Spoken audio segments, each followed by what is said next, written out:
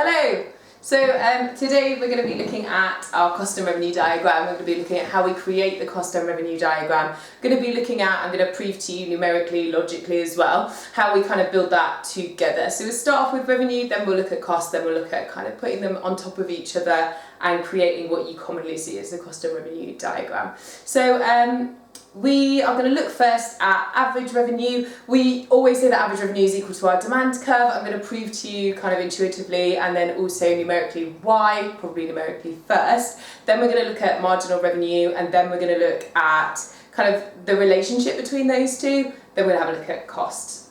So first of all here I have a kind of relationship, shall we say, for the firm for price and quantity. So what they set their price and how many people demand it, and then from that we can work out their revenue, right? So for instance, we've kind of got it here, but I'm just going to show you if the firm sets the price at 10 units, that could be like 10, 100, 10,000, whatever, or just £10, then they sell one and therefore their revenue is 10, and if it's 2, then they sell 9 and their revenue is 18.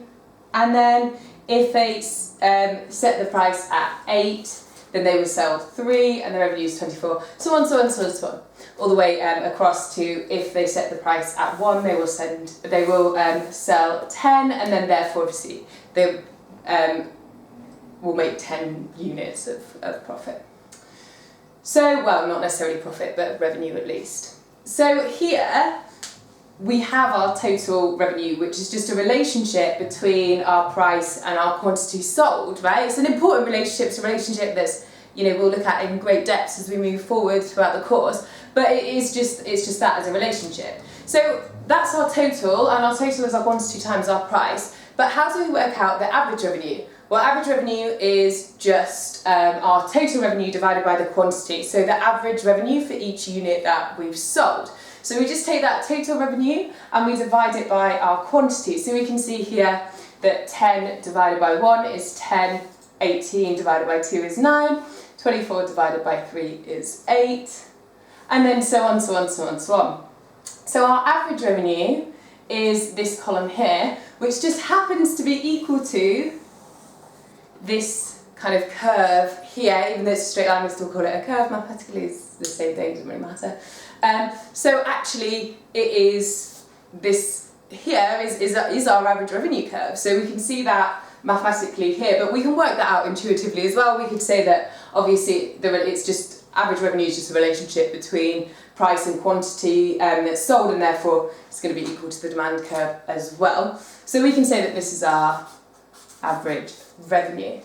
And we know for the firm the average revenue will eventually cut zero, because there will be a price, like if the firm is selling a product for free, so to speak, then obviously not going to be making any revenue on that product, and therefore it's zero. But we know that for the demand curve, for the industry, that's not true. So for instance, I'm vegetarian, I've been vegetarian since I was born. If meat sausages were priced at zero, I still wouldn't enter the market to buy it. So even though the price is zero, there are still some people who don't want to buy the product, even though it's free, essentially, right? So therefore, the demand curve of the industry never actually touches zero, but for the firm it very much does. So AR can equal zero, it does hit zero. If you've seen some of the other videos, or as you progress and you look at some of the other videos, you will see that average revenue does hit zero. So the other thing that we need to have a look at is our marginal revenue. So marginal revenue is a really, really important curve. We'll kind of look forward, when we look forward and we start to look at kind of revenue maximization and business objectives, you'll start to see how important revenue and marginal revenue becomes, and actually how important marginal revenue is kind of genuinely in microeconomics. So how do we work out marginal revenue? So marginal revenue is literally just our revenue for selling one additional unit. So it's our marginal revenue. And you'll see that kind of as that term marginal will come up a lot. So you try and get your head around it now, you'll kind of see that in the future it comes up a lot. So marginal revenue is just, like I said, the additional revenue for selling one extra unit. So we can work that out pretty simply here. So it's just our total revenue. So we can have a look at kind of the difference as we move down. So try and work it out yourselves, kind of before I go through it, or maybe as I go through it, we can do it together. I don't really mind, but as long as you start to kind of understand and paint a picture of that marginal revenue relationship with total revenue and average revenue as well. So obviously if I've gone from 1 to 2, so I'm selling one additional unit there, all of these are one additional unit, so it's really easy for us to work out. So here, I've gone from 10 to 18, so obviously my marginal revenue is 8. And then I've gone from 18 to 24, so my marginal revenue is 6. Then I've gone from 24 to 28, so my marginal revenue is 4. I've gone from 28 to 30, so my marginal revenue is 2. I've gone from 30 to 30, my marginal revenue is 0, I haven't made anything. Then I go from 30 to 28, so obviously my marginal revenue is negative at this point, so that's minus 2. Then I go from 28 to 24, so that is minus 4. Then I go from 24 to 18, so that's obviously minus 6, and then minus 8 here. So unlike total revenue or even average revenue, my marginal revenue can cut through 0, and that's so important for you to understand. And where it cuts through 0 is even more essential.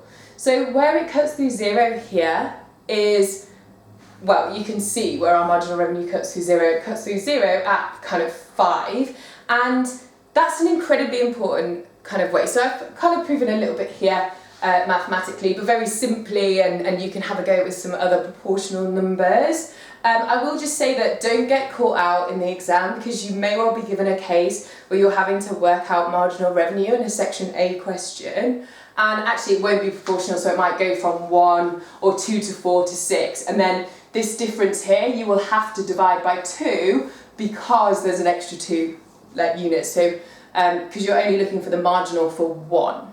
Right? So if it's going up in units of 50, so this is 50 to 100 to 150 to 200, you only want the marginal revenue still applies for the one additional unit, so you need to divide that by 50 or however much it is. So just be careful there. There's lots of questions where you can practice that, so don't worry too much. So here we know that our marginal revenue cuts through 0, but we also know that our marginal revenue starts off, like if you're not making anything, then your marginal revenue is 0 as well. So they start off touching, and then it will cut through at 5, and it will go negative. And there's one way you show that. I don't expect you to go all the way down and kind of do an extra axis. You just need to show the examiner by just making sure that that kind of crosses there. So I can put that in here. It's not going to be as straight, don't judge me, but we can put that in here, and this is our marginal revenue. And you can plot it, it's up to you, I don't really mind how you do it. And that's kind of mathematically a very simple example, but I'm also going to show you kind of an example using elasticity of demand, because it's a really important concept for you to kind of get your head around and to kind of get to grips with. So my additional question, or like the first question I guess really, rather than an additional question, is elasticity of demand constant along the demand curve or the average revenue curve? It doesn't matter because it's the same for the firm anyway. Like, is it the same? So I want you to think about that, come up with an answer, and then we'll go through it together. Well, I'm not going to give you the answer straight away, but we can work it out together. So I've got 2 examples for you here. I put down the elasticity of demand calculation just in case you forgot, but a good way to remember is obviously you need to queue before you pee. So if you think about it, I'm at an event, there's a lot going on, I'm at a concert, I really need the toilet, I'm going to run to the toilet, but there's a huge queue and then I get to go to the toilet. So if you think about it like that, you have to queue before you pee, so therefore quantity demanded always goes on top. That's true of any of the elasticities, I'm sure you know that, but just in case. So I've kind of given you a little wee challenge here. So we've got, I'd like you to tell me the elasticity of demand from when I go from £10 to £9, and then I'd like you to tell me the elasticity of demand when I go from £2 to £1.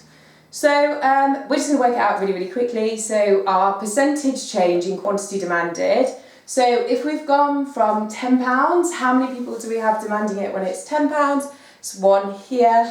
How many people demand it when it is at 9? It is 2. So what is the percentage change of 1 to 2? So that's 100%. You've doubled it, right? So you have plus 100 divided by the percentage change in price. Well, we've gone from 10 to 9, so that's a decrease of £1, which is a decrease of 10%, right? So our elasticity of demand is 10. So I want you to think about what that number means, right? Because we have a number, but what does it actually mean for us? Well, 10 is kind of like very, very, very elastic, like incredibly responsive. Like they've dropped the price by 10% and twice as many people want it. Like it's incredibly elastic good.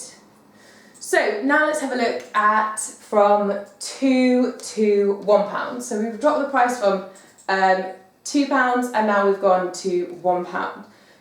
And then we go from 9 people wanting it to 10 people wanting it. So let's think about, kind of work out those numbers. So we've got our percentage change in quantity demanded is gone from 9 to 10, so that's a percentage change of about 11%, like 11.1111, but we can just put 11.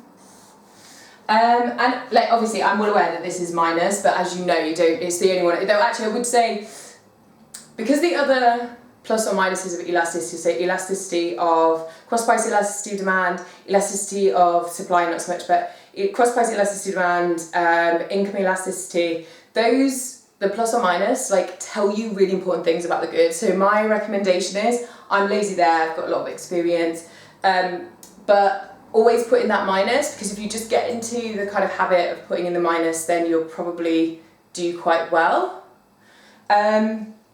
So anyway, so we've got a increase of quantity demanded of plus 11, but our price has decreased from 2 to 1. So what percentage change is that price decrease? Was a 50% reduction in price, isn't it? Because you've gone from £2 to £1, you've cut the price in half, 50%. So you've minus the price by 50. So what is 11 divided by 50? Well, it's 0.22. So minus. Let's think about what that number means. Well, that number means that it's incredibly inelastic, right? So you have two very, very different elasticities of demand all the way on the exact same demand curve. So you might have previously thought about elasticity of demand being the gradient of the curve. So the steeper the gradient, the more inelastic. But that's not quite true. It's about the percentage change of the gradient of the curve is probably a better way to think about it for those of you who are doing maths. Those of you who aren't doing maths, you just need to know that it changes along the demand curve. And the reason why it changes is because it is a percentage change, not a nominal change. If it was just a nominal change, we would have seen that it was 1 and 1 to 1 and 1, and it would have all have been the exact same. But it's not, it's a percentage change. And therefore, it changes along the demand curve. It goes from very elastic to very inelastic. So, my question for you is, when does it change from elastic to inelastic? Now there are two ways that you can work that out. So you can work that out logically in your head and just kind of intuitively know, that's absolutely fine. Or you can actually physically sit there and work it out. Go from 10 to 9, from 9 to 8, 8 to 7, and work out the elasticity of demand along the curve. It might be a really interesting exercise for you to do to kind of prove to yourself that what I'm saying is correct. I'm not just making it up. So I'll kind of tell you the answer, and then it's up to you as to whether you do that for yourself at home or whether you just trust me. I don't mind, and I know it's right. So that is halfway down the average revenue curve.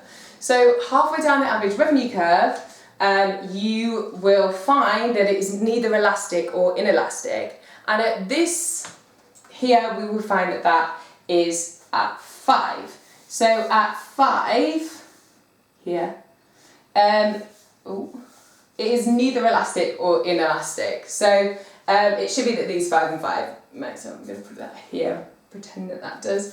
So on this side is here, it's elastic, and here it is inelastic, right? And at the point where it is neither elastic nor inelastic is where MR equals 0, right?